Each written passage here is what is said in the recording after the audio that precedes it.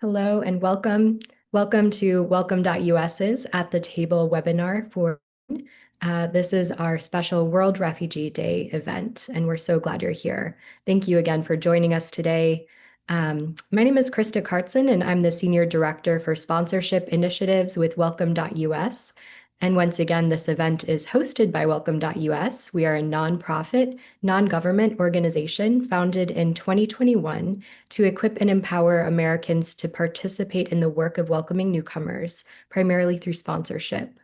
This is our monthly live webinar, which we call Welcome.US at the Table. We've designed this space for sponsors and welcomers who care about private sponsorship pathways, the newcomers we've welcomed, and the stories of welcome that unite us. As you may know, this Friday is World Refugee Day, an international day to honor refugees around the globe.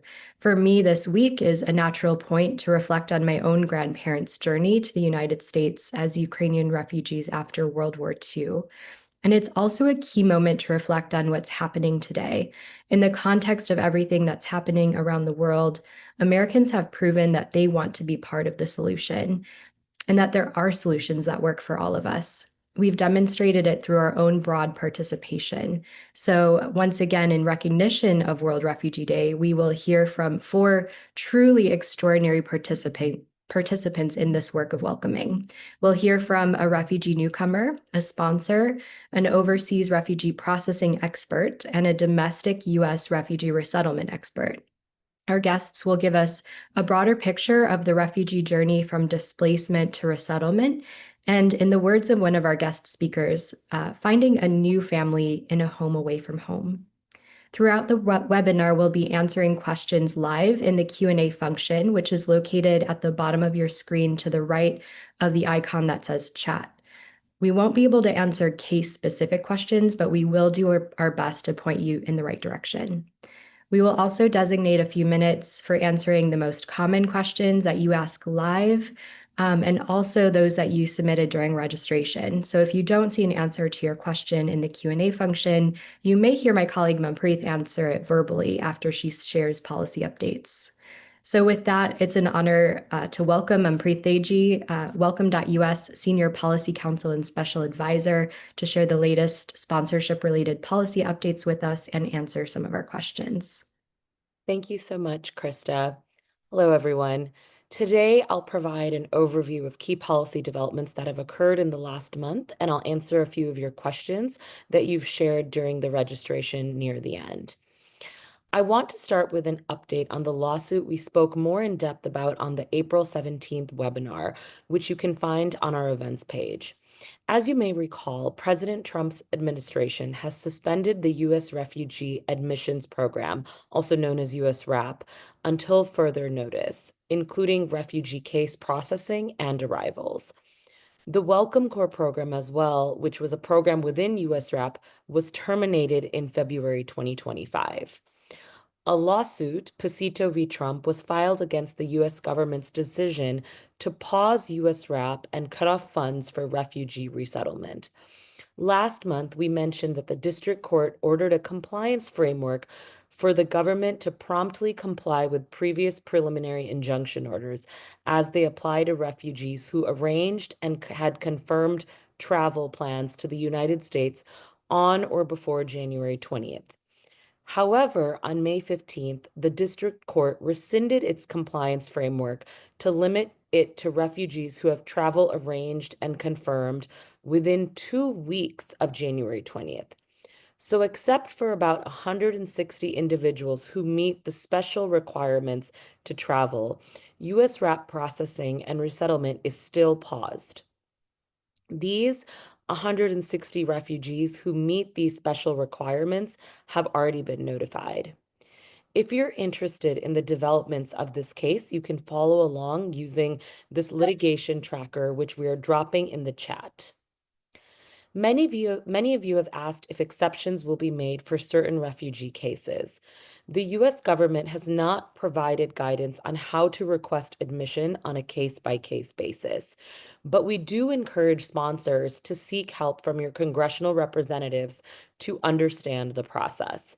You can use our guide to contact your federal representative to learn how to request case review. Next, I want to address the travel ban that was announced on June 5th. Citing security concerns, the Trump administration issued a travel ban that suspends the issuance of immigrant and non-immigrant visas to nationals from Afghanistan, Burma, Chad, Republic of the Congo, Equatorial Guinea, Eritrea, Haiti, Iran, Libya, Somalia, Sudan, and Yemen. And it also bans immigrant visas, business tourist visas, student visas, vocational student visas, and seasonal and educational work visas for nationals of Burundi, Cuba, Laos, Sierra Leone, Togo, Turkmenistan, and Venezuela. There are limited exceptions in the travel ban, including immediate relatives of U.S. citizens, Afghan special immigrant visa beneficiaries, and individuals who qualify for a national interest waiver. The ban also does not apply to individuals who currently hold valid visas or green cards. In addition, the ban states that the travel ban cannot limit the ability of an individual to seek asylum or refugee status. The ban only applies to people outside the United States as of June 9th who did not have a visa as of that date. Next, I want to turn to the termination of parole status specific to individuals who were sponsored through the Cuban, Haitian, Nicaraguan, and Venezuelan, also known as CHNV, sponsorship program. On May 30th, the Supreme Court granted President Trump's administration's emergency request to terminate humanitarian parole status for individuals who arrived in the U.S. through the CHNV sponsorship program. On June 6th, the U.S. Citizenship and Immigration Services published a notice indicating that they may proceed with terminating parole status and work authorization for people who were sponsored through the CHNV program. USCIS indicated that people whose parole and work authorization was terminated will receive a notification in their My USCIS account. We understand this is extremely heavy news for newcomers who are impacted, for their sponsors, for communities, for friends, and for family. For sponsors navigating the situation, your continued support for newcomers and the connection to resources remains invaluable. And Welcome.us remains committed to providing the information to help you navigate this challenging time. The central location for this information is our resource hub, which is shared in the chat. The hub offers an explanation of what parole termination means and includes a variety of resources and considerations from trusted sources. As you'll see on the screen, the hub includes tools to navigate termination notices, several Know Your Rights guides, helpful FAQs, litigation trackers, and a collection of other trusted resources. We've provided the link in the chat, and I recommend exploring it if you have any questions. You may recall immigration applications such as asylum and work permit applications filed by individuals who are in the United States through humanitarian parole programs, including Uniting for Ukraine and CHNV, have been on hold since February 14th. However, on May 28th, a federal district court judge issued a ruling ordering that DHS to resume processing immigration applications filed by these individuals. This means that humanitarian parole beneficiaries can once again pursue immigration applications, which they are eligible for, such as adjustment of status, temporary protected status, and asylum. And applications already submitted can resume processing. It is unclear right now whether the U.S. government has resumed processing. However, we recommend taking a look at our alternative legal options guide, which is linked in the chat for more information. If you would like to review these policy updates or share them with a friend, you can find everything I've just shared on our policy updates page, which is also linked in the chat. I now want to take the next 5 minutes to answer some of your questions that we've received at the registration of this event, as well as questions we're receiving in the Q&A function. I can't answer all of your questions, but we will have a couple colleagues responding directly in the Q&A function, and I will do my best to cover those that we receive most frequently. We've received a question, is there any update about the time frame about the decision to reopen Welcome Corps? The Welcome Corps program was terminated by the State Department in late February of this year. However, the U.S. Refugee Admissions Program, also known as USRAP, was paused for a minimum of 90-day review period. Those 90 days have passed, and it is unclear when or in what form USRAP programming will reopen and whether private sponsorship will be included in that. When we know more, we will share that information on our policy updates page. Several folks have also asked what will happen to Welcome Corps cases that were in process as of January 20th. Refugee cases that have already been referred into USRAP through a certified Welcome Corps application currently remain in the pipeline, though their processing is on hold and no flights are being scheduled for refugee arrivals, except for those very few cases I mentioned earlier. You can check if your beneficiary has an active case if your group coordinator receives an email from sponsorsupport@welcomecorps.org confirming that your refugee was referred to USRAP and received a USRAP number. If you received this confirmation email, your refugee's case remains in the government system even during the current pause. However, if your Welcome Corps application was not certified, this means the refugee named in the application was not referred to USRAP and does not have a case within the US government. Following the termination of Welcome Corps on February 6, 2025, refugees will not be referred to USRAP through Welcome Corps moving forward. We also received a question, and many like it, saying, I have a special and urgent case and they need to arrive as soon as possible. Is there an exception for special cases? The administration has suggested exemptions may be considered on a case-by-case basis. However, there is no guidance on how to request admission on a case-by-case basis. We encourage you to seek support from your congressional representative to understand that process. Now I want to address a question we've received on the termination of CHNV. The question is, for individuals whose status has now been terminated, what options may be available for them if it is unsafe for them to return to their home country? First, I would strongly recommend getting legal help immediately. All individuals with a primary status of humanitarian parole should consult an immigration attorney. You can find an immigration attorney through the American Immigration Lawyers Association search tool, which we are dropping in the chat. Second, we encourage humanitarian parole sponsors and newcomers to check out our Parole Termination Resource Hub, which we showed earlier.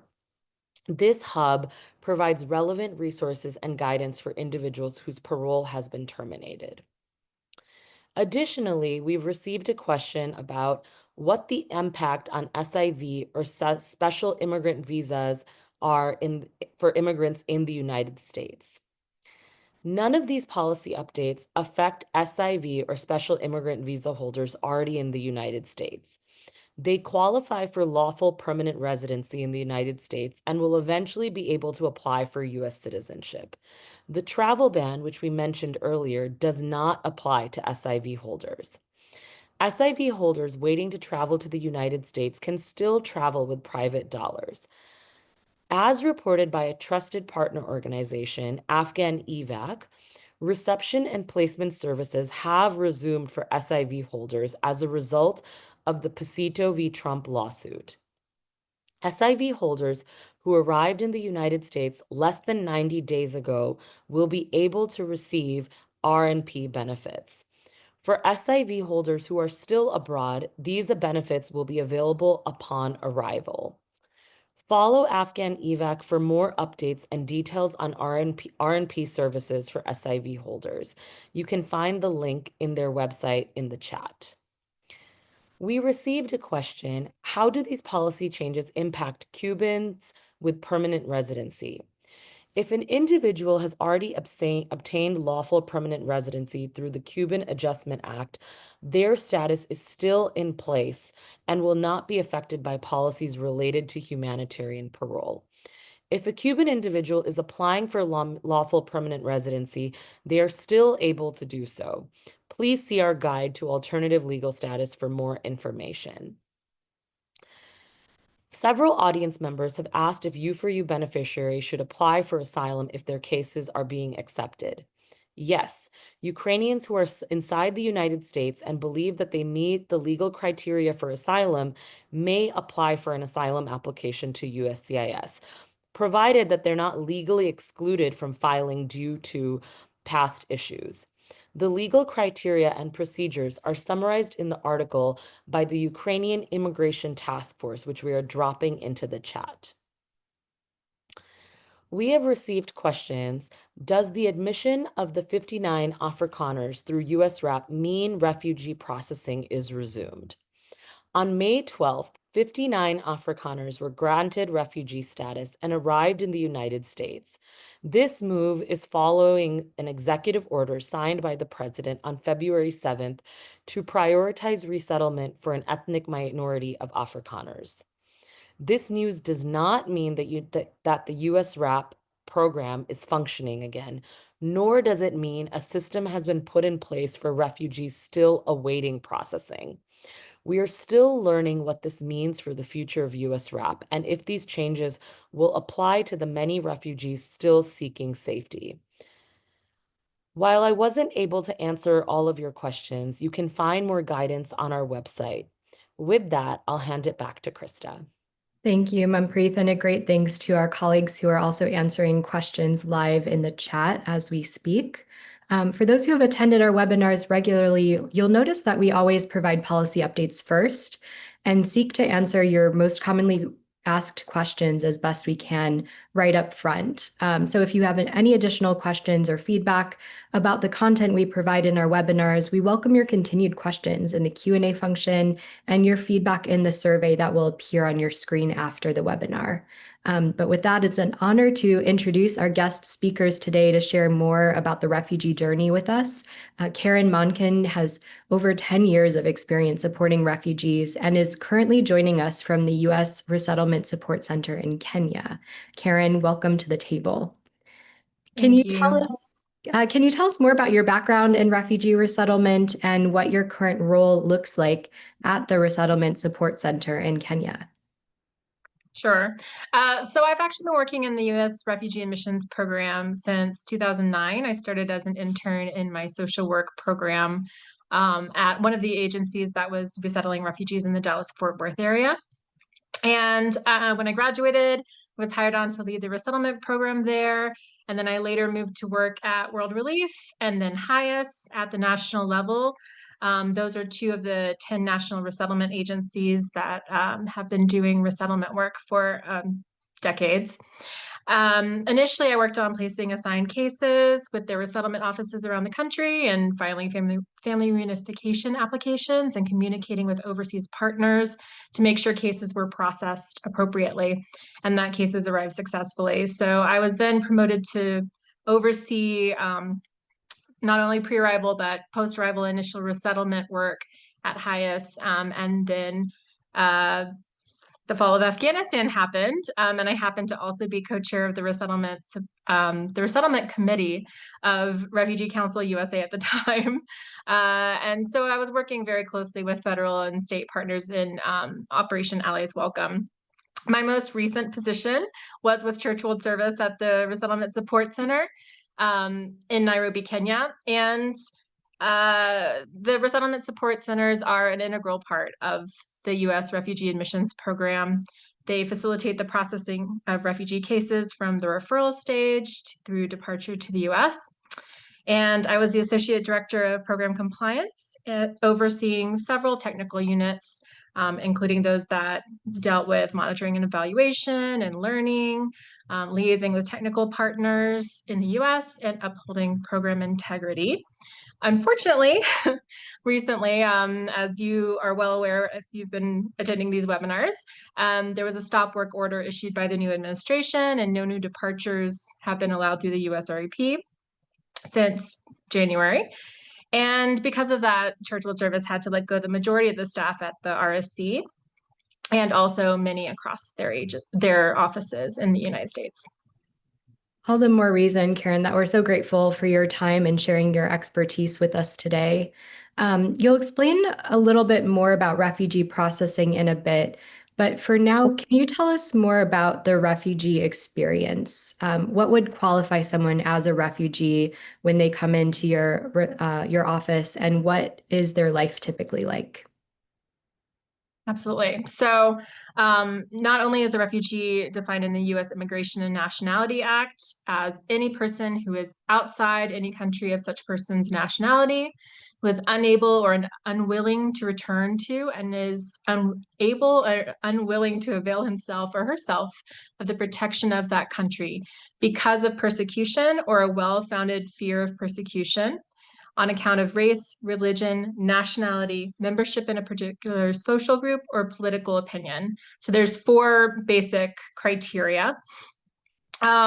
This is also very similar to the definition in the 1951 Convention on Refugees. So the UNHCR, the UN Refugee Agency, also uses a very similar definition.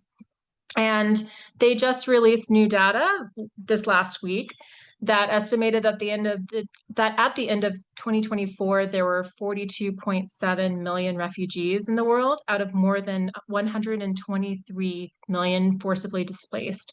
So that includes asylum seekers, and it also includes those internally displaced in their own country. And often when people think of refugees, they think of, camps in rural areas of Africa or Asia, and that is one subset of the refugee population. But the truth is that over 60% of refugees currently are urban refugees, so they live in cities, and also might be in Africa and Asia, but also in Latin America and all across the world.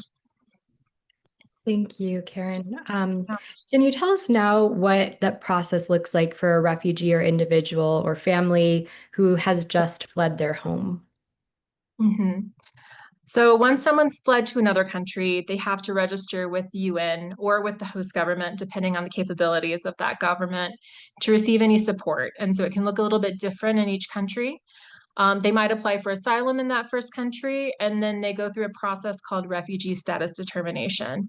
And that utilizes that same criteria of the refugee definition to help decide whether they meet these criteria. A refugee who meets the criteria for resettlement can then be referred to one of 28 countries that participate in resettlement, including the U.S. Refugee Admissions Program, although, of course, right now no referrals are happening to the USREP. Refugees don't get to choose where they're going to be referred. If they're, they might be joining a friend or family member potentially, but in order to actually have the referral to the U.S. or to Germany, et cetera, they don't get to make that decision necessarily. The less than 1% of refugees worldwide get the opportunity to be resettled in this way. So in deciding who is allowed to resettle to the United States, there's 4 categories or priorities of admission, different ways that you can access the USREP. And the first is priority 1, individual cases. That means that somebody has a specific individual refugee claim, so some sort of persecution potentially that was perpetrated against themselves. Priority 2 might be a group of special concern. It's usually based on a UN recommendation that lays out eligibility criteria. So in the past, that could have been a group of Burmese in Thailand, or Rohingya in Bangladesh, Bhutanese in Nepal, Congolese in Tanzania, Burundi and Rwanda that meet particular criteria for location and circumstances. There's also a P2 designation for certain Afghan nationals and their eligible family members. Then the last 2 are priority 3. Priority 3 is reunification with family members, specifically petitioned to reunite in the United States. And priority 4 is individual cases referred by private sponsors in the US and who receive post-arrival support and services from those sponsors. As mentioned before, there's also a program there's also status called Special Immigrant Visa. And Iraqi and Afghan nationals who've been employed by or on behalf of the US government can also apply directly to the USREP without being referred from the UN Refugee Agency or from a referral NGO. And they can also, as stated before, receive services through the USREP. So the second piece of this is the Resettlement Support Center, where I was working. We're contracted by the U.S. Department of State to conduct a preparatory interview and compile the refugees' personal data and background information for the security clearance process, and the U.S. Citizenship and Immigration Services, or USCIS, in-person interview. They will also request up to 3 different security clearances, depending on each family member's age and nationality. And all referred refugees and SIV applicants have to undergo the same rigorous security screening process, which on average takes 18 to 36 months. So this is when that starts, just by setting the gears in motion with the vetting agencies. Right. After that, a highly trained USCIS officer will travel to an embassy or another secure processing facility that's accessible to the refugee to conduct a detailed face-to-face interview with the applicant, as well as any accompanying family member over age 14.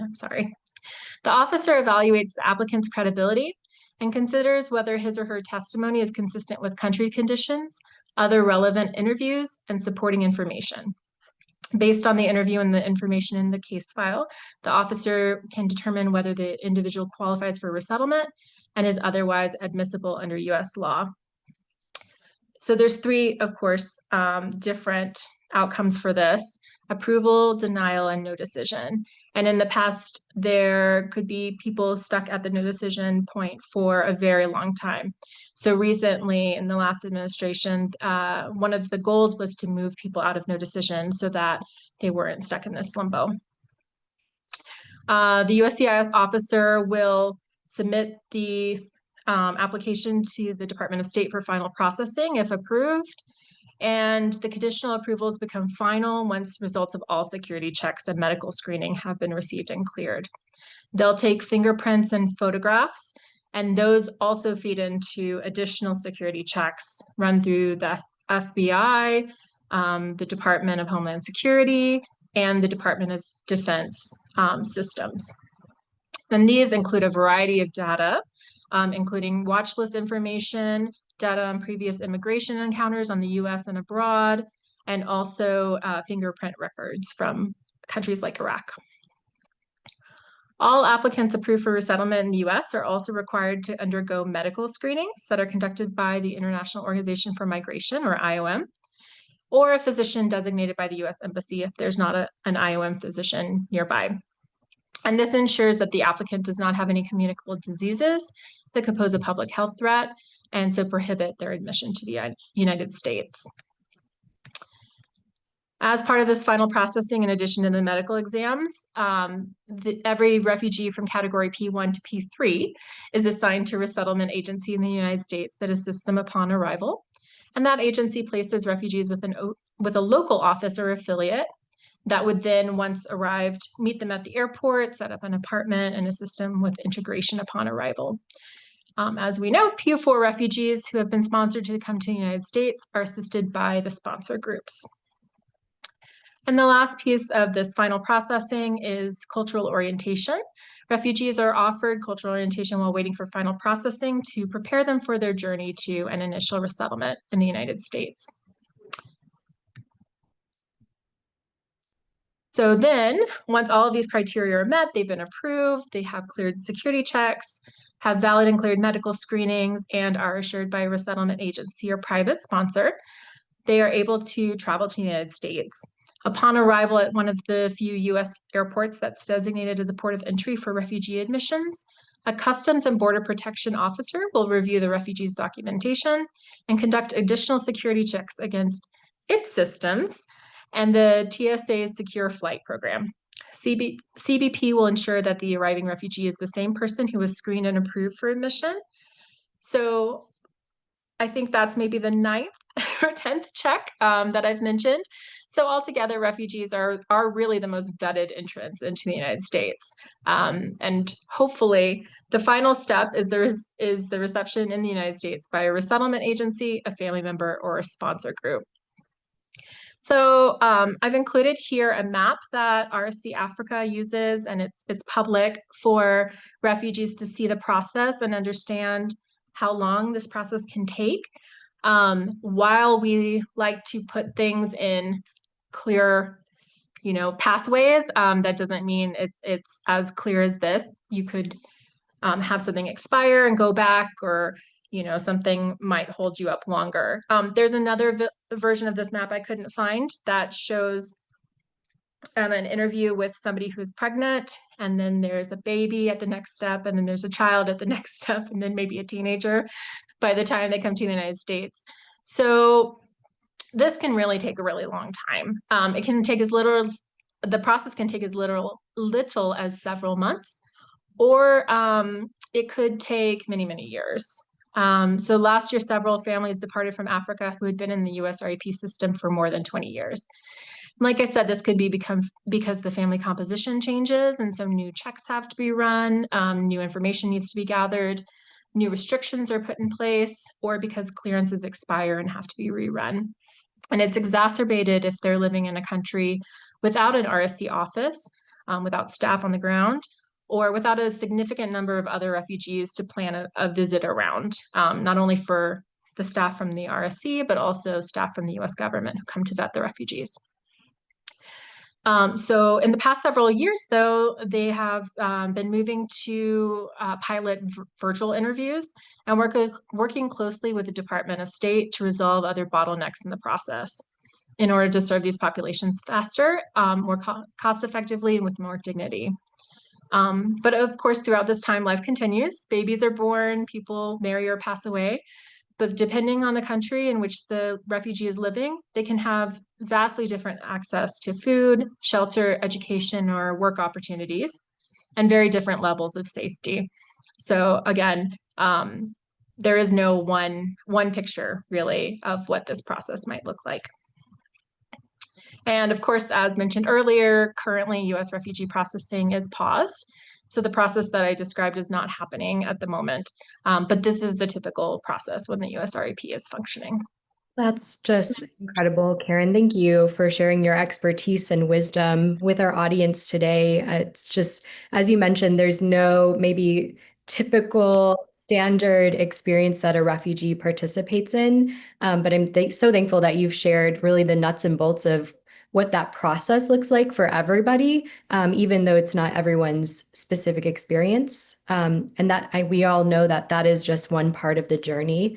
And so to help complete our image of the journey for one refugee individual and one community here in the United States, I'd like to welcome 3 new speakers who will share their shared experience on the resettlement side of things. So thank you again so much, Karen.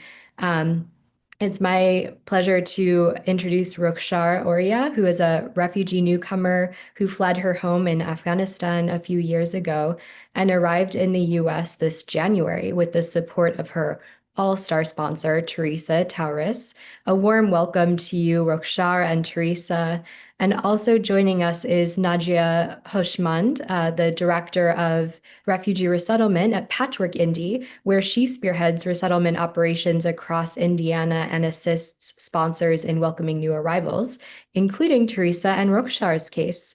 So a huge thanks to all 3 of you for joining us today. What makes today's conversation so special is that we're hearing the complete circle of your sponsorship and resettlement journey, 3 different perspectives of the same amazing story of welcome.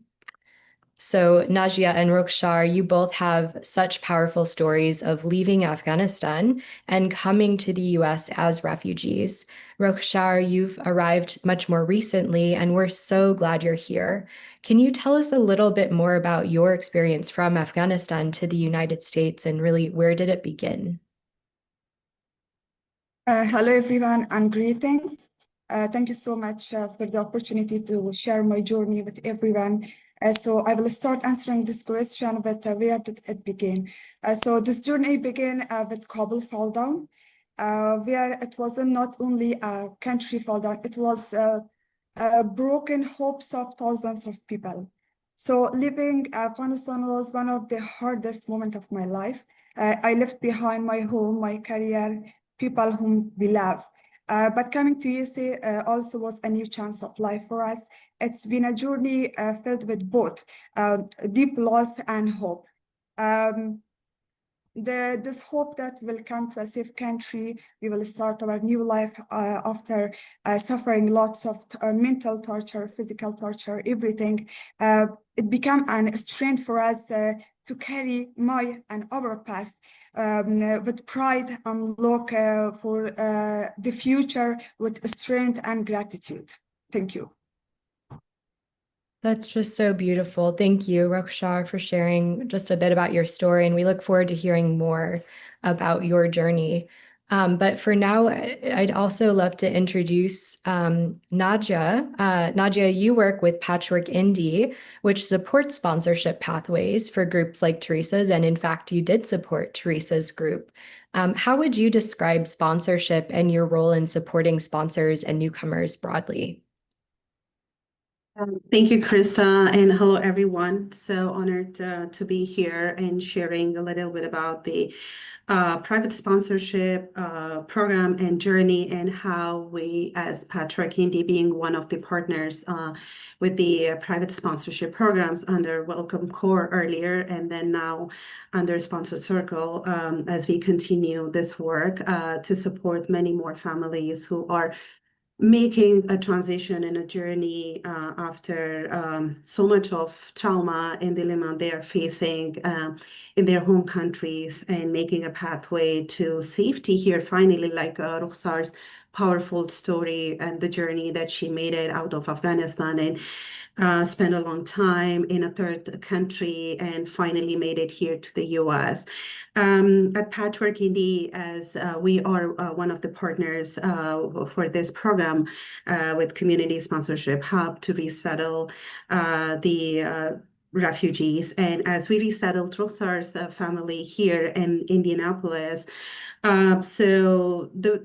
we start, and of course, since it is a private sponsorship through the community, I remember with Teresa's group, it was last year as through under Welcome Core. And I would say Teresa's group, first of all, Teresa's group is one of the incredible teams we mobilized back in June 2024 through the Welcome Core program, and their team is quite diverse. In their group, actually, we have one member from a church, another member is from a mosque, and then we have another member who is a U.S. veteran who has served in Afghanistan. And then we also have another member, another member who is an Afghan diaspora. So it's quite diverse, and we see that so many groups have come together to form this group and show their commitment in welcoming this beautiful family here. And also, since then, they have remained so actively engaged with in providing close and consistent support to the family.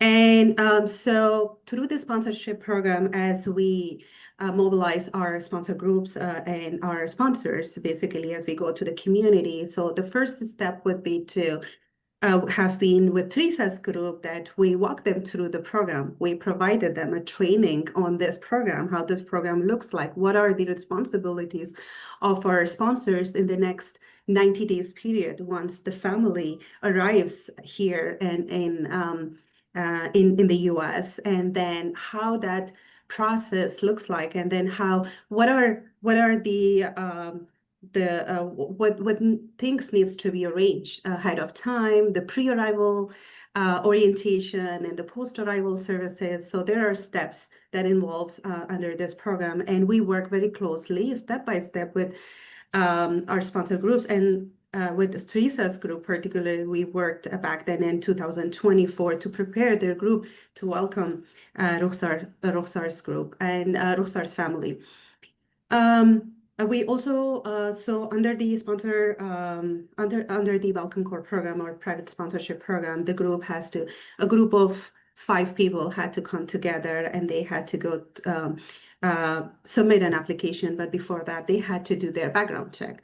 So we ensure that the people who are assigned for a family, or a family is assigned to a particular group, we ensure that they are the right people to work and support the family for the next 90 days period. And yeah, just Teresa and her group were so committed and stepped up and showed their willingness, and then we helped them to do the application, to apply for the background check, and set them up to receive the family. And then I still remember the day when Teresa and her group members, and it was pretty a large group, I think. I don't know how many people, more than 15 people, came to the airport to receive Roxar's family. So it was a moment of celebration as the family finally made it to the US here after so much of trauma they faced back home and into their journey. And yeah, and then I should tell you that Teresa is still working, and now they call them as a family. Now they call each other a family, which is something so powerful to see, that bond and that relationship that continues beyond the sponsorship period, and they are integrated into this new collective society, collective community. So this has been the journey, but also through Patchwork Indy, we have been, through our organization and in my role in our team here, we have been working very closely with Teresa and her group to secure housing and walk them through the resources, equip them with resources to apply for public benefits for them, and what are the job opportunities, to connect them with those opportunities and those resources. The list is very long, but these are some of the essential services, core services Teresa and her group has been providing for the family, and it still continues. Also fundraising. They had to go back to their own neighbors, to their community, to their families to do fundraising so they can support the family for the next couple of months and until later. This has been the sponsorship journey for Roxar here, for Roxar and her family, and now they are integrated in this new collective community. I know 2-3 members from Roxar's family are working. They've started working. They have a housing, and they are enrolled into English language program. They're learning the language. And yeah, there's so many other pathways for them that they are already getting there and are connected through Teresa. And we are so grateful for Teresa and her group to step up and really show a high level of commitment to support and welcome families, a stranger, to their home, to their community, to their neighborhoods, and to their country. Thank That's you. so beautiful, Nadia. Thank you for sharing. Thank you for your tireless work in support of sponsors and newcomers. And what a great segue to hear from Teresa herself. Teresa, you were one of the first Americans to sign up to sponsor with Patchwork Indy, from my understanding. So what made you first consider becoming a sponsor? And my second part to that question is, what was it finally like to greet Roxar and her family at the airport? Thank you. It's an honor to participate in this program, and I'm happy to do that. Through my church, I had been involved with another group of Afghan refugees who came here much earlier in the process. And so I'm together with some other volunteers in that group, and we found ourselves oftentimes with questions as to how can we do this better, more effective, more efficiently? Are there other Afghans in town that we can connect with? Is there a community? And I found Nadia, actually, I believe, on a web search, asked her to go to lunch one day. And since then we have become, for advice, and we've become very good friends. She has had invaluable advice. And so she solicited me to participate in the Welcome Corps program. And I had had a very good experience with the previous family that I've been involved with. And so I was happy to do that. I think we started filling out the application papers months before, not quite a year, but several months before ultimately Roksar's family was able to come to the US. We were involved in some online training and told to be ready. And so when we first received notice that they actually had been approved and were coming, they were to come in February. And we thought we had a little bit of time. And then at the last minute, we got a notice that they would be here in 2 days. And that 2 days happened to be January 18th, 2 days before the inauguration. And we are so grateful that their timing was moved up, because had it remained in February, I don't think they would be here today. So it has been an interesting, fun, challenging process. Roksar is one of a family of 7. We've gotten to know every single member of that family very well. Their personalities, their likes, their dislikes, they've gotten to know us. It has been an exciting and fun process. Meeting them at the airport was certainly a highlight of the entire year, but it was only the beginning. We took them out that night for their first meal at an American halal restaurant. And since then, we have been very busy getting to know them, also arranging housing, arranging for household goods, for food, for public benefits, for transportation, for assisting them with their healthcare needs, with their dental needs, with their vision needs. There have been there's a lot of needs for a new family to this country, and they have no idea where to go, how to, the whole process for finding the care that they need to take care of, the various needs that everybody has. So they have been coming along very well. The doctor thinks that they are all blossoming based on how they were when they came here in January. And they're getting healthier, happier, they're exercising. They are perfecting their English, in some cases learning English. We have 2 of the 7 have now received their Indiana driver's license. We have 2 more of the 7 scheduled to take their driving test in a couple of weeks. 1 more has passed. Naja's mother is studying diligently. She wants to get her driver's license in Indiana. So, we found that is really a key to providing with them with independence. Without the means of transportation and getting around, then they're kind of stuck. We have been assisting them in looking for jobs. So that's the next big focus. 2 of them have found jobs. And we're hoping the others will soon follow along. And it's been a journey. It's been an exciting process. And we have become a family, truly. I feel like they're my family and I'm part of their family, and it has been a wonderful experience.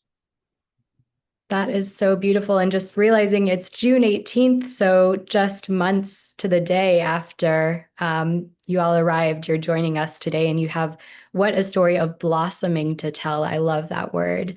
Thank you, Teresa. Roksar, I'm curious to hear from you, from your perspective. We heard from Karen about the many years and months of processing that it takes, and then the process of being assigned and prioritized, and then paired with this sponsor group in Indiana. What was it like for you then, the moment that you arrived, seeing 15 people waiting for you at the airport, and then the days and months that followed? What was it like for your family? Well, to be honest, I cannot describe that moment in words that what were we feeling on that moment. But at the airport arrival was very emotional. Suddenly, when we received a phone call from Resettlement Support Center that tomorrow we have a flight to the USA, we cannot describe that moment, but tears and happiness mixed all together. But the arrival moment at the US airport, meeting Teresa and our other families who came here to welcome us, Ms. Nadia and our other family sponsor, Mr. Matt McNally, and everyone. It was like the best moment of our life. We were exhausted, but filled with relief. Seeing Teresa and our other new family members there to welcome us, they made us feel safe and not alone. It was the first moment we truly felt finally we made it. After 3 years of torture, mental and physical, after 3 years of broken dreams, everything, finally we made it. And this start was really important and hopeful for us that you will have a good life and a good future here without any kind of discrimination, anything. And it's going to be a start of a new beginning. It's obviously that starts not easy. Leaving your 30 years house, family, country, everything, and coming to a new country, starting from zero, it's not easy. But the hope that you are in a great country, surrounding with lots of great people, it is it's a strength by its own self. So it was the best moment of our life, and it's a pleasure being with all of these lovely people, especially Ms. Teresa, who is a part of our family member now, our family. So it was a great moment, the moment of happiness that it's locked in our memories, even for lifetime, that what we felt when we felt that finally we made it and we came to a safe country, and the love that we saw and we observed in the airport. We never feel that we are alone. So it was the best moment of our life. That's incredible to hear. After 3 years, you said, of broken dreams, now you can start dreaming again. Your family members are going to English. They have driver's license, and Yes. we hope 2 more to come as well. I'm so, so grateful that you're Yes. blossoming, Rukshar, and that you are our new neighbors here. Yes. Teresa, I'd love to go back to you and hear just a little bit more about how has sponsoring a family changed your perspective on your own community. You've volunteered with one family, and then you connected with Nadia and then served as that catalyst to bring Roksha's family to the United States. How has that experience transformed your community? Well, it certainly has transformed my view of our community. I have I've had a professional job my entire life and have worked with professionals and haven't had much experience in helping people who are in need. And when I retired, I decided I wanted to spend my retirement helping people who needed help, where I could make an impact. So I have learned much. There are so many people, refugees and others, who truly are in need of all kinds of services and healthcare and assistance. And, it's not easy for them. It is not difficult to obtain. And, I've realized there's a huge segment of our society that needs help. And, our government has been instrumental in some of that.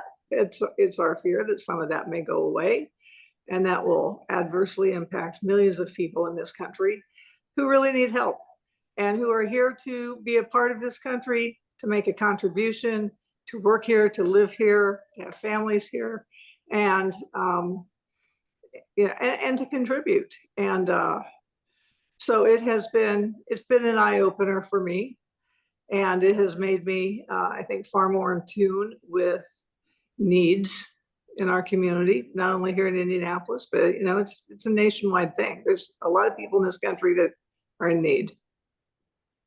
And it sounds like you've benefited so much with partnering with those folks too, to help. Maybe a two-way, that if you have now new family members, that's so amazing to hear. There's a saying that it is more blessed to give than receive. And yeah, it's true. It's far more joyful, satisfying, and fulfilling to be a part of changing someone's life with positive. Thank you, Teresa. You're welcome. Nadia, I'd love to give you the last word. Folks on the screen might not know, but you also have your own story of being displaced and resettled to the United States. How has your own experience shaped how you help others? Thank you, Krista. As you mentioned in my intro, I have been also one of the new arrivals here in the US and going through the same journey as Rosa went back home. Being closely involved with the U.S. military mission in Afghanistan and being one member of the Afghan allies with the U.S. military, serving them with the banking services, being on a bank team to provide the banking and financial services for the U.S. military in Afghanistan. That's from my work background from back home. And then there was this incident that happened on August 15, back in 2021. And then that day just, vanished everything. There was no system, no government, no rule, no safety for anyone, people who were so-called allies and had direct or indirect work relation with the U.S. agencies, U.S. Embassy, and any establishment, and even other international allies. They were not safe any moment there anymore. And the same thing happened to me and my family, having 3 young children. It was so hard because then we did not have any support system, any safety anymore. So we were hiding for 2 days. And after 2 days, we made it out. We are lucky and we are fortunate, and at the same time, also very grateful to have at least a way and an opportunity to to escape that moment of insecurity and persecution, because we were the direct target for the Taliban. And then it has any other Afghan who is coming here will share similar story.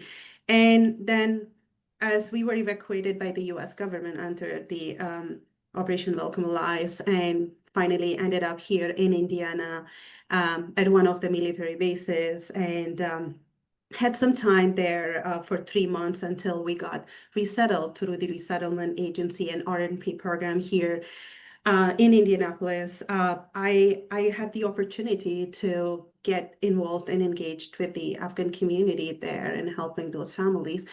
But then the privilege of the language that I have, that I speak, I could speak English, and I could help many other Afghan families there while being at camp, and helping the military to host them there as so-called, they were the guests, and they were welcoming. They were so welcoming and kind, and trying to help the families. And I know that all of a sudden, thousands of Afghans ended up in all parts of the country. So with that, they needed people among the community who could help them with interpretation and translation. And that's how I got involved. And since then, yes, in my current job, in my current role, I am helping other Afghans and also non-Afghans. Earlier, under the US RAP program, Welcome Corps, we resettled cases and families from different parts of the world, and those people who were forcibly displaced from their country of origin and were eligible under the immigration and refugee programs to come here to the US. And I am so honored to be able and to be in this role, to be able to support anyone else in my official capacity and or even in a personal capacity. But overall, like Rukhsar said, it was a journey of hope. It was a journey of uncertainty. Coming here, landing in Indianapolis, we did not know what would be next for us. So that was quite a challenging journey for me personally, and for my family, and for any other Afghan family. But I'm so grateful that me and my family and my children are safe, and we have started a new life here. We are proud to be called Hoosiers now, and now are able to help others through the same programs. That's so beautiful, Nadia. Thank you. And thank you all for the time that you've invested to share your stories. Thank you for just giving us a glimpse of what it could look like and what it does look like when communities come together and say we are more blessed to give than to receive. What a beautiful testament. Thank you all. we'll just share a couple resources that we've developed for our viewers and next steps that you can take to participate in the continued work of welcoming, which you all are already doing. We've got this new resource, Newcomers and Sponsorship 101, that gives you more information about what a refugee journey and what the sponsorship journey looks like. So I'd encourage you to check that out. You'll receive an email after this webinar with that link. And we've got a few more resources for you to contact your federal representatives to learn more about volunteer opportunities in your area. Those are all dropped in the chat, and you'll receive an email with all of those resources as well. Your feedback remains so helpful for us as we continue to develop these resources, including this welcome.us at the table event. So in just a moment, as the screen closes, you'll be asked to submit a survey. And so we'd really, really value your feedback there. And I just want to thank you all. You could have spent the last hour anywhere, and you chose to do that with us. And I want to thank you for that. And a big thanks also to our special guests today. I look forward to seeing you back here at the table at our next event on July 17th. And until then, be well.